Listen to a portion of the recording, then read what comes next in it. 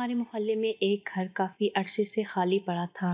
پھر وہاں ایک خوبصورت لڑکی اور 3 سال کا بچہ رہنے کے لیے آ گئے۔ ایک آدمی اس گھر میں ہفتے میں 1 دن کے لیے آتا تھا اور باقی 6 دن اس گھر میں کوئی نہیں آتا تھا۔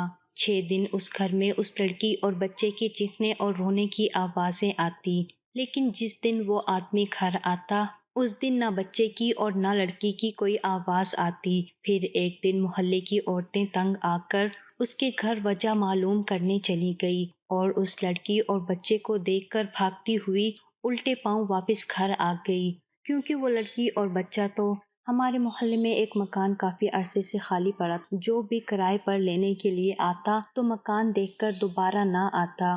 اس کی وجہ یہ تھی کہ وہ مکان 2 کمروں پر مشتمل تھا۔ چھوٹا سا صحن تھا، کچن بھی چھوٹا سا تھا اور باتھ روم ایک کمرے کے ساتھ اٹیچ تھا۔ مکان میں صرف چھوٹی سی ایک فیملی رہ سکتی تھی۔ پھر مکان مالک کرایہ بھی بہت زیادہ مانگتا تھا، لیکن ایک دن اس مکان کی قسمت جاگ اٹھی اور وہ کرائے پر چڑھ گیا۔ جس نے وہ مکان کرائے پر لیا تھا وہ خود تو کسی دوسرے شہر میں ہوتا تھا، جبکہ اس مکان میں اس کی خوبصورت بیوی ایک 3 سالہ بچے کے ساتھ رہ رہی تھی۔ لڑکی کو مکان میں شفٹ ہوئے 1 ہفتہ ہونے کو تھا، لیکن وہ اپنے گھر سے باہر نہیں نکلی تھی اور نہ ہی محلے کی کسی عورت نے اس لڑکی کو اور اس بچے کی شکل دیکھی تھی۔ سنا تھا کہ اس لڑکی کا شوہر ہفتے میں 1 دن آتا تھا اور 1 ہفتے کے لیے اشیاء ضروری خرید کر دے جاتا تھا۔ یہی وجہ تھی کہ محلے کے کسی فرد نے اس آدمی کی بیوی کو گھر سے باہر نکلتے نہیں دیکھا تھا۔ وہ مکان ہمارے گھر کی لائن میں 4 نمبر پر تھا۔ میں جب بھی گھر کے سامنے سے گزرتا تھا تو مجھے ہر وقت بچے کے رونے کی آوازیں سنائی دیتی تھی، ساتھ ہی اس لڑکی کے چیخنے چلانے کی آوازیں بھی سنائی دیتی تھی۔ لڑکی چیخ چیخ کر اس بچے کو چپ کروانے کی کوشش کرتی رہتی تھی، لیکن بچہ چپ ہونے کی بجائے مسلسل روتا رہتا تھا۔ پھر جب بچہ رو رو کر تھک جاتا تھا تو خود ہی چپ ہو جاتا تھا۔ میرا نام فارس ہے اور میری سیمنٹ بیچنے کی دکان ہے۔ میری شادی ہو چکی ہے اور ایک 3 سالہ بچہ بھی ہے۔ میرے ابو تو فوت ہو چکے ہیں، جبکہ امی حیات ہیں۔ ایک بڑی بہن تھی، اس کی بھی شادی ہو چکی ہے۔ میں نے BA تک تعلیم حاصل کی ہوئی ہے۔ ابو ایک فیکٹری میں ملازمت کرتے تھے۔ وہ دل کے مریض تھے اور ایک رات سوئے تو صبح نہ اٹھ سکے۔ ابو مجھے ڈاکٹر بنانا چاہتے تھے، لیکن غربت کی وجہ سے میں ڈاکٹر نہ بن سکا۔ میں نے تعلیم کو خیر بات کہہ دیا، سیمنٹ بیچنے کی چھوٹی سی دکان کھول لی۔ اللہ نے برکت ڈالی اور ایک دن میں نے بڑی دکان کر لی تھی۔ کچھ عرصے کے بعد امی نے میری شادی اپنی بھانجی صبا سے کروا دی۔ صبا خوبصورت ہونے کے ساتھ ساتھ دل کی بھی بہت خوبصورت تھی۔ ہم سب کا اچھے سے خیال رکھتی تھی۔ امی بھی اس سے بہت خوش تھی۔ میں بھی بہت خوش تھا کہ مجھے بہت اچھی بیوی ملی تھی۔ وہی صاحب کا مکان تو کرائے پر چڑھ گیا تھا، لیکن ہر وقت بچے کے رونے کی آواز نے محلے کے لوگوں کو پریشان کر کے رکھا ہوا تھا۔ سب لوگوں کی زبان پر یہی تھا کہ آخر بچہ سارا سارا دن کیوں روتا رہتا ہے، اور ماں تھی وہ اسے چپ کروانے کی خاطر چلاتی رہتی تھی۔ بچے کی رونے کی آواز اور اس لڑکی کے چیخنے کی آواز گھر سے باہر تک سنائی دیتی تھی۔ ایک دن محلے کی چند عورتوں نے پروگرام بنایا کہ وہ سب اکٹھی ہو کر اس لڑکی کے گھر جائیں گے اور اس لڑکی سے بات چیت کریں گے۔ آخر کیا مسئلہ ہے کہ بچہ ہر وقت روتا رہتا ہے، لڑکی ڈانٹ ڈپٹ کرتی رہتی ہے، کبھی کبھی تو رات کے وقت بھی بچے کے بے تحاشا رونے کی آوازیں سنائی دیتی تھی۔ وہ لڑکی چیخ چیخ کر اسے چپ کرانے کی کوشش کرتی رہتی تھی۔ آخرکار محلے کی عورتیں اس لڑکی کے گھر گئی، لیکن اس لڑکی نے ان سے ملنے سے انکار کر دیا اور کہا تھا کہ یہ ہمارے گھر کا مسئلہ ہے، آپ لوگوں کو دخل اندازی کرنے کی ضرورت نہیں ہے۔ وہ عورتیں منہ لٹکا کر واپس چلی گئی۔ ساتھ والی پڑوسی نے میری امی کو بتایا کہ نئی کرایہ دار لڑکی بڑی مغرور ہے، اس کا رویہ غیر مناسب تھا۔ جب اس کا شوہر آئے گا تو میرا میاں اس سے بات کرے گا۔ ہفتہ پلک جھپکتے ہی گزر گیا۔ اس لڑکی کا شوہر ہفتے کی شام کو آتا تھا اور اتوار کی شام کو واپس چلا جاتا۔ محلے کے کچھ لوگوں نے تو اس لڑکی کے شوہر کو دیکھا ہوا تھا، لیکن میں نے ابھی تک اسے نہیں دیکھا تھا۔ حیرت کی بات تو یہ تھی کہ جب لڑکی کا شوہر اتوار کو گھر پر ہوتا تو بچے کی رونے کی آواز نہیں آتی تھی۔ سارا دن خاموشی کی نظر ہو جاتا تھا، یوں لگتا تھا جیسے اس گھر میں کوئی موجود ہی نہ ہو۔ اس اتوار کو جب میں دکان جا رہا تھا تو میں نے اس عورت کے شوہر کو دیکھا۔ وہ جوان تھا اور اس کی عمر 25-26 سال تھی۔ خوبصورت اور لمبے قد کا نوجوان تھا۔ اس کی رنگت بھی کافی گوری تھی اور شاید ناشتے کا سامان لے کر آ رہا تھا۔ اس کا 3 سالہ بچہ بھی اس کے ساتھ تھا۔ میں نے رک کر اس سے سلام دعا کی اور بتایا کہ میں ان کا پڑوسی ہوں۔ بات چیت کرنے کے دوران میری نظر اس بچے پر پڑی تو میں اندر ہی اندر چونک پڑا۔ کافی خوبصورت اور گول مٹول تھا۔ اس کی رنگت بھی باپ پر گئی تھی۔ وہ باپ کے ساتھ یوں چپکا ہوا تھا جیسے اس سے ڈر ہو کہ کہیں وہ اسے چھوڑ کر چلا نہ جائے۔ اس بچے کو دیکھ کر میرے چونکنے کی وجہ یہ تھی کہ مجھے ایسا لگا تھا جیسے میں نے اس بچے کو پہلے بھی کہیں دیکھا ہے۔ یہ میرا وہم تھا یا سچ؟ میں چکرا کر رہ گیا تھا۔ اس نوجوان کا نام عمر تھا اور وہ محکمہ زراعت میں بہت بڑی پوسٹ پر تھا۔ اس کی جاب دوسرے شہر میں تھی۔ اس سے ملنے کے بعد میں اسی سوچ میں ڈوبا دکان پر چلا گیا کہ میں نے اس بچے کو کب اور کہاں دیکھا ہے۔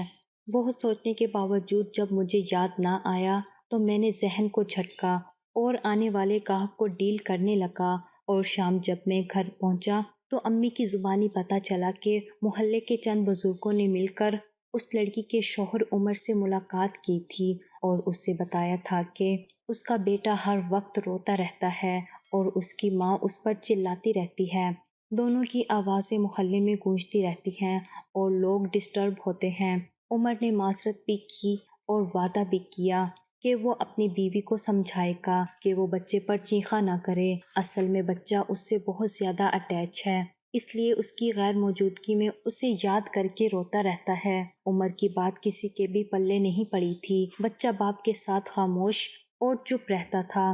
جب وہ چلا جاتا تھا تو وہ رونا شروع کر دیتا تھا اور ماں سے چپ کروانے کے باوجود چپ نہیں ہوتا تھا۔ محلے کے لوگوں نے چمگویاں شروع کر دی کہ دال میں کچھ کالا ہے، ورنہ بچہ ماں کو دیکھ کر کیوں روتا ہے؟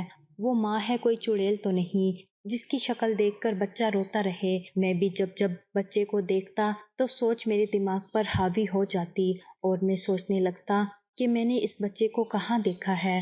میں نے اس بات کا ذکر صبا سے بھی کیا جس نے میرا وہم قرار دیا کہ دنیا میں ایسے کئی بچے موجود ہیں جن کی شکلیں آپس میں مل جاتی ہیں۔ آپ نے یقیناً ایسے کسی بچے کو دیکھا ہوگا جس کی شکل عمر کے بچے سے ملتی ہوگی اور اس بچے کو دیکھ کر آپ کو یہی لگا کہ شاید یہ بچہ وہی ہے جسے میں نے پہلے کہیں دیکھا تھا۔ صبا کی بات بھی درست تھی۔ شاید ایسا ہی ہوگا کہ میں نے عمر کے بچے کے ہم شکل بچے کو کہیں دیکھا ہوگا اور اس لیے چکرا کر رہ گیا تھا۔ وقت گزرتا رہا لیکن بچے کے رونے اور لڑکی کے چیخنے چلانے کی آوازیں بدستور سنائی دیتی رہتی تھی۔ ایک بار پھر محلے کی عورتوں نے مل کر اس لڑکی سے بات کرنے کی کوشش کی۔ ان میں صبا بھی شامل تھی، لیکن لڑکی نے دروازہ کھولنا تو ایک طرف جواب تک نہ دیا، الٹا اس نے بچے کو سنانا شروع کر دیا کہ تمہاری وجہ سے مجھے لوگ سوال کر رہے ہیں۔ صبا جب گھر آئی تو بہت افسوس کر رہی تھی۔ ایسی ظالم لڑکی میں نے زندگی میں پہلی بار دیکھی ہے۔ بچے کو پیار سے چپ کروانے کی بجائے ڈانٹتی رہتی ہے اور بچہ سہم جاتا ہے۔ وہ چپ نہیں ہوتا، روتا رہتا ہے۔ جیسے ہی اتوار آیا تو محلے کے لوگ پھر عمر سے ملے اور اسے ساری صورتحال سے آگاہ کیا۔ بیچارہ عمر شرمندہ تھا، اس سے تو جواب بھی نہیں دیا جا رہا تھا، صرف اتنا کہا تھا کہ میں معذرت چاہتا ہوں، میں اپنی بیوی کو سمجھانے کی کوشش کروں گا۔ دراصل وہ غصے کی بہت تیز ہے، اس لیے بچے پر غصہ کرتی رہتی ہے۔ شاید اس نے اپنی بیوی کو سمجھانے کی کوشش بھی کی ہوگی، لیکن اس کے سمجھانے کا اس پر کوئی اثر نہیں ہوا تھا۔ اتوار کی شام کو اس کے جاتے ہی وہی روٹین ہو جاتی، سارا دن بچے کے رونے اور لڑکی کے چیخنے چلانے کی آوازیں گونجتی رہتی۔ اب تو محلے والوں نے اس لڑکی کو اس کے حال پر چھوڑ دیا تھا، کوئی توجہ نہیں دیتا تھا۔ جو بھی اس کے گھر کے سامنے سے گزرتا تو کانوں کو بند کر کے جاتا تھا۔ 2 دن ہی گزرے تھے کہ عمر دوبارہ گھر آ گیا۔ وہ جتنے دن گھر میں رہا تو محلے میں سکون آ گیا تھا۔ بچے کے رونے اور لڑکی کے چیخنے کی آوازیں بند ہو گئی تھی۔ شاید وہ چھٹیوں پر گھر آیا تھا۔ 2 دن سے اسے دیکھ رہا تھا۔ اتفاقاً میں دکان پر جا رہا ہوتا تو وہ ناشتے کا سامان لے کر آ رہا ہوتا تھا۔ اس سے دعا سلام بھی ہو جاتی اور چند باتیں بھی۔ بچہ ہر وقت اس کے ساتھ ہی ہوتا تھا اور میں جب بھی بچے کو دیکھتا الجھن کا شکار ہو جاتا۔ میرے دل و دماغ میں یہی بات گردش کرنے لگتی کہ میں نے اس بچے کو پہلے کہیں دیکھا ہے۔ یہ میرا وہم نہیں تھا، کچھ تو ایسا تھا کہ میری الجھن کم ہونے کی بجائے بڑھتی جا رہی تھی۔ میرے کئی دوست تھے۔ جب میں اسکول میں پڑھتا تھا تو میرے کئی دوست بن گئے تھے۔ ہر دوسرے روز ہم شام کو مل کر خوب سیر سپاٹے کرتے، کھاتے پیتے، موج مستیاں کرتے اور رات کو گھر چلے جاتے۔ میرا سب سے بہترین اور نزدیکی دوست عثمان تھا۔ ہم نے بچپن ایک ساتھ گزارا تھا۔ پہلے ہم ایک ہی محلے میں رہتے تھے، پھر جب اس کے ابو نے اپنا مکان بنا لیا تو وہ اپنے مکان میں شفٹ ہو گئے۔ ہم وہ محلہ چھوڑ کر کسی اور علاقے میں شفٹ ہو گئے تھے۔ اس کا گھر میرے گھر سے کافی دور تھا۔ ہم نے عملی زندگی میں قدم رکھا تو پھر مصروفیت اتنی بڑھ گئی کہ ایک دوسرے سے ملنا جلنا کم ہو گیا۔ البتہ کبھی کبھار ہم دونوں ایک دوسرے کو فون کر کے خیریت دریافت کر لیتے تھے۔ مجھے اچھی طرح یاد ہے میری آخری ملاقات اس سے 2 سال پہلے اس کی شادی کے دن ہوئی تھی۔ بچپن کی دوستی بھلائی نہیں بھولتی۔ ہماری جب بھی فون پر بات ہوتی تو ہم دونوں ہی ایک دوسرے سے ملنے کے شکوے ہی کرتے رہتے۔ اب کچھ عرصے سے مجھے اپنے گھر آنے کی دعوت دے رہا تھا، لیکن میں ہر بار یہی کہتا کہ جب مجھے وقت ملا تو میں ضرور چکر لگاؤں گا۔ یہاں تک کہ میں نے بھی اسے اپنے گھر آنے کی دعوت دی تھی، لیکن اس نے بھی مصروفیت کا بہانہ بنایا تھا۔ تعلیم مکمل کی تھی اور سوئی گیس آفس میں اس کی جاب ہو گئی تھی۔ وہ بھی سارا دن مصروف رہتا تھا۔ میں کافی دنوں سے اس کے گھر جانے کا پروگرام بنا رہا تھا، تو یہ طے ہوا کہ ہم اس اتوار کو شام کے وقت اس کے گھر جائیں گے۔ میں نے فون کر کے اطلاع دے دی تھی اور وہ یہ سن کر بہت خوش ہوا تھا۔ عمر 1 ہفتہ رہنے کے بعد دوبارہ جاب پر چلا گیا۔ یہ پورا ہفتہ محلے والوں نے سکون سے گزارا تھا، لیکن عمر کے جاتے ہی اگلے دن وہی بچے کا رونا اور لڑکی کا چیخنا چلانا شروع ہو گیا۔ لیکن وقت گزرنے کے ساتھ ساتھ اب بچے کی رونے میں کمی آ گئی تھی۔ ظاہر سی بات ہے کہ اگر بچے نے رونا دھونا کم کر دیا تھا، لڑکی کے چیخنے چلانے کی آوازیں بھی کم ہو گئی تھی، شاید بچہ ماں سے مانوس ہونا شروع ہو گیا تھا، اس لیے وہ کم روتا تھا۔ بہرحال یہ محلے والوں کے لیے بہت اچھا تھا۔ اتوار کو میں دکان سے ذرا جلدی آ گیا تھا کیونکہ مجھے بیوی اور بچوں سمیت عثمان کی طرف جانا تھا۔ میں نے امی کو بھی ساتھ چلنے کی آفر کی تھی، لیکن انہوں نے انکار کر دیا۔ دراصل ان کی طبیعت خراب رہتی تھی، ان کے جوڑوں کے درد کا مسئلہ تھا، اس لیے وہ زیادہ سفر نہیں کرتی تھی۔ صبا اور بچوں کے ساتھ عثمان کے گھر روانہ ہو گیا۔ میرے پاس ایک موٹر سائیکل تھی، ہم موٹر سائیکل پر ہی بیٹھ کر گئے تھے۔ عثمان مجھے دیکھ کر بہت خوش ہوا۔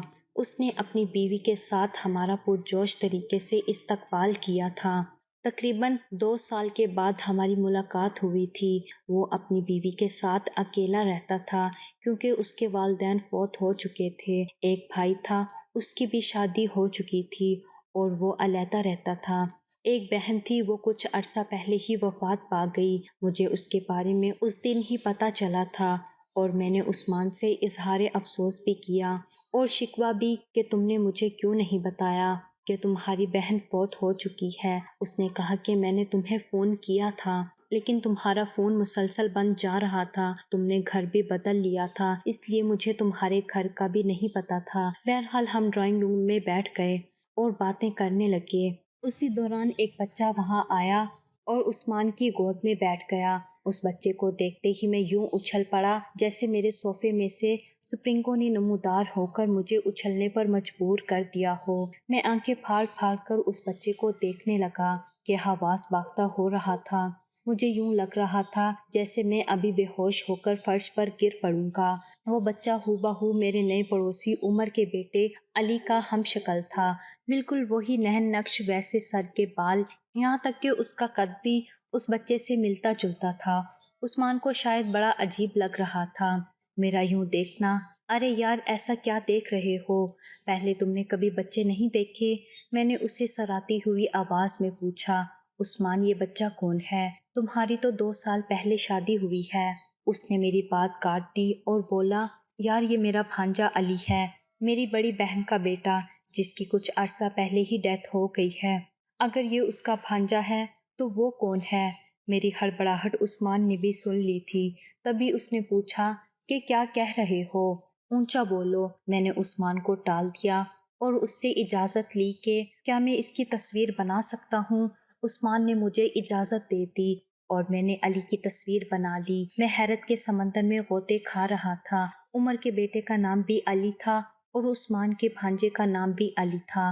مجھے کچھ بھی سمجھ نہیں آ رہا تھا، میرا دماغ چکرا رہا تھا۔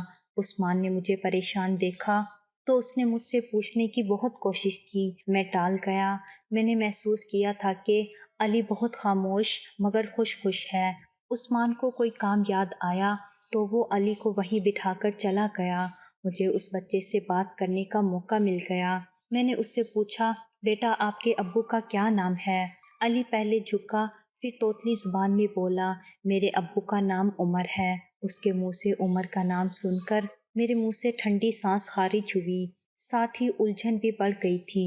اگر علی کی ماں کی ڈیتھ ہو گئی تھی تو پھر وہ عورت کون تھی جو پال رہی تھی، کیونکہ اب اتفاق کی گنجائش ہی نہیں تھی۔ میں نے دوبارہ پوچھا کہ آپ کے ابو اور امی کہاں ہیں؟ بچے نے معصومیت سے مجھے دیکھتے ہوئے بتایا کہ ابو آفس گئے ہوئے ہیں اور میری امی کو اللہ نے اپنے پاس بلا لیا ہے۔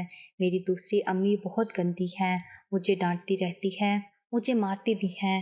میری ساری الجھن دور ہو گئی تھی۔ اس کا مطلب یہ تھا کہ ہماری نئی کرایہ دار لڑکی عمر کی دوسری بیوی تھی۔ کچھ دیر کے بعد عثمان بھی آ گیا اور پوچھا کہ آپ دونوں کے درمیان کیا باتیں ہو رہی تھی۔ میرے بولنے سے پہلے ہی علی نے کہا، انکل ابو اور امی کے بارے میں پوچھ رہے تھے۔ میں نے بتایا کہ میری امی اللہ کے پاس چلی گئی ہیں اور میری دوسری امی بہت گندی ہیں۔ عثمان نے اسے ٹوکا، بہت بری بات بیٹا، ایسے نہیں کہتے۔ علی اٹھ کر اندرونی کمرے میں چلا گیا اور عثمان نے ٹھنڈی سانس لی۔ میں نے پوچھا، یار عثمان، علی کی ماں کی ڈیتھ ہو گئی ہے، کیا وہ بیمار تھی؟ عثمان نے جواباً کچھ بتایا۔ اسے سن کر مجھے بہت افسوس ہوا۔ عثمان کی بہن کا نام فرح تھا۔ عمر اور فرح کی شادی پسند کی تھی۔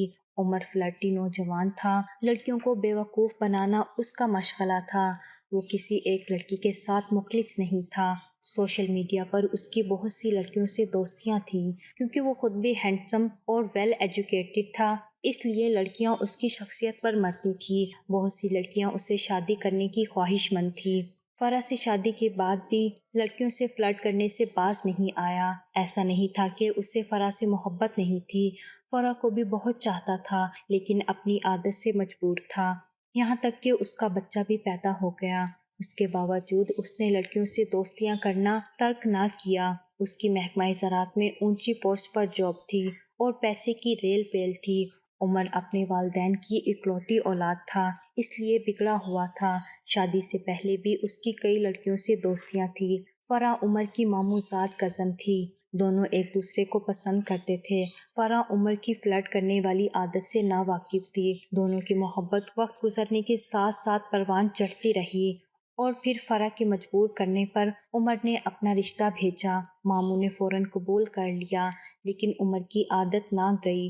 شادی کے 1 سال بعد ہی فرح کو پتہ چلا کہ عمر دوسری لڑکیوں میں دلچسپی لیتا رہتا ہے اور اس کی کئی لڑکیوں سے دوستیاں بھی ہیں۔ پہلے پہل تو اس نے عمر کو بہت سمجھایا کہ غیر لڑکیوں سے دوستیاں رکھنا اور انہیں امید لگانا اچھی بات نہیں ہے۔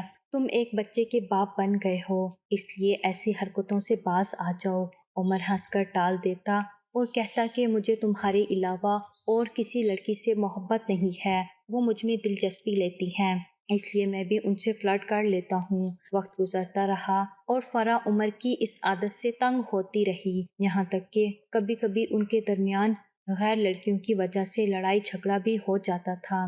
اس کی لڑکیوں سے دوستیوں کے بارے میں فرح نے کسی کو نہیں بتایا تھا۔ وہ نہیں چاہتی تھی کہ اس کے شوہر کی بدنامی ہو، کیونکہ وہ عمر سے بہت محبت کرتی تھی اور چاہتی تھی کہ اپنی ساری توجہ اسے اور اپنے بچے علی پر دے۔ جب وہ اکیلی ہوتی تھی تو کمرے میں بیٹھ کر خوب روتی تھی اور سوچتی تھی کہ آخر وہ عمر کو کیسے سمجھائے اور کیسے راہ راست پر لائے کہ وہ غیر لڑکیوں سے دوستیاں ختم کر دے۔ اسی طرح عمر کی سوشل میڈیا پر ایک لڑکی سے دوستی ہوئی۔ وہ لڑکی بہت خوبصورت اور پرکشش شخصیت کی مالک تھی کہ عمر اس کی طرف کھینچتا چلا گیا اور بالآخر اسے اس لڑکی سے محبت ہو گئی۔ جب اس لڑکی کو پتہ چلا کہ عمر پڑھا لکھا محکمہ زراعت میں ملازم ہے تو وہ بھی اس میں دلچسپی لینے لگی اور اس نے عمر سے شادی کرنے کی خواہش ظاہر کر دی۔ عمر نے اسے واضح الفاظ میں بتا دیا تھا کہ وہ شادی شدہ ہے اور ایک بچے کا باپ بھی ہے، لیکن لڑکی نے کہا کہ کوئی بات نہیں، مجھے سوتن بننا منظور ہے۔ حیرت کی بات یہ تھی کہ وہ سوتن بننے پر بھی تیار ہو گئی تھی، لیکن اس نے ایک شرط رکھی تھی کہ شادی کے بعد وہ اسے الگ گھر لے کر دے گا۔ عمر کو بھی چونکہ اس لڑکی سے محبت ہو گئی تھی اور اس کی اتنی سیلری تھی کہ وہ 2 شادیاں افورڈ کر سکتا تھا، چنانچہ اس نے فرح سے چھپ کر ہنا سے شادی کر لی۔ ان دونوں کے نکاح کے بارے میں عمر کے چند دوست اور ہنا کے گھر والوں نے شرکت کی تھی۔ انہوں نے نہ جانے اپنے گھر والوں کو کیسے راضی کر لیا تھا، اس بارے میں کسی کو بھی کچھ نہیں پتا تھا، البتہ اس کا تعلق مڈل کلاس گھرانے سے تھا۔ وہ 4 بہنیں تھیں اور اس کا دوسرا نمبر تھا۔ اس کی بڑی بہن کی شادی نہیں ہوئی تھی، شاید یہی وجہ تھی کہ 4 بیٹیوں کی وجہ سے اس کے والدین نے سوچا ہوگا کہ جس کا رشتہ ملتا ہے شادی کر دی جائے۔ بہرحال شادی کے بعد عمر نے ہنا کو الگ گھر کرائے پر لے کر دیا کہ کسی دوست نے فرح کو اس کی شادی کے بارے میں بتا دیا۔ وہ بہت دل برداشتہ ہوئی تھی، اس نے اس بات کو اپنے دل سے لگا لیا جس کے باعث وہ بیمار ہو کر بستر سے جا لگی۔ عمر نے منانے اور قائل کرنے کی بہت کوشش کی، لیکن فرح ناراض رہی۔ اسی حالت میں ہی اس کی ڈیتھ ہو گئی۔ عمر کو فرح کی موت کا بہت دکھ ہوا تھا، وہ ہر وقت افسردہ رہنے لگا تھا۔ اس کے لیے سب سے بڑا مسئلہ علی کو سنبھالنا تھا۔ اس نے جب ہنا سے بات کی، پہلے تو وہ نہیں مانی۔ عمر نے اس سے قائل کر لیا اور علی کو اپنے ساتھ لے گیا۔ اسی وجہ سے علی اپنی سوتیلی ماں کے ساتھ نہیں رہنا چاہتا تھا، کیونکہ ہنا اسے ہر وقت ڈانٹتی رہتی تھی۔ مجبور ہو کر عمر علی کو اس کے ماموں کے پاس چھوڑ گیا تھا تاکہ اس کی شخصیت پر برا اثر نہ پڑے۔ عمر فرح کی موت کے بعد خود تو سدھر گیا، لیکن اسے فرح کی موت کا بھی بہت افسوس ہے۔ لیکن اب افسوس کرنے سے کیا ہو سکتا ہے، جانے والی تو چلی گئی، لیکن اپنی یادیں عمر کے دل میں چھوڑ گئی تھی۔